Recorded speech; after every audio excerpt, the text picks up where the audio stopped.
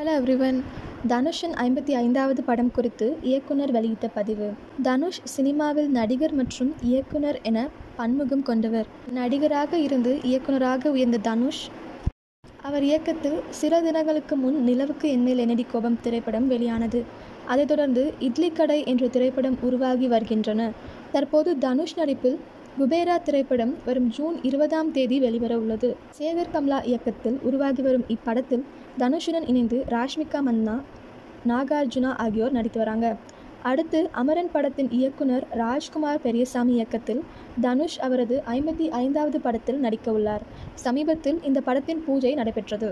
அந்த நிலையில் இயக்குனர் அவரது ட்விட்டர் தளத்தில் தனுஷின் 55வது படத்திற்கான பூஜை நடத்தப்பட்ட புகைப்படத்தை வெளியிட்டு, மகா சிவராத்திரியில் சிவபெருமானின் அருளை பெற்று அனைவரும் அமைதியுடன் பாசிட்டிவ் எனர்ஜியுடனும் இருக்க வேண்டும் என்று வாழ்த்துகிறேன் அப்படின்னு சொல்லி, on this Maha Shivaratri may Lord Shiva blesses with peace, positivity, prosperity and bliss அப்படின்னு போட்டிருக்காங்க.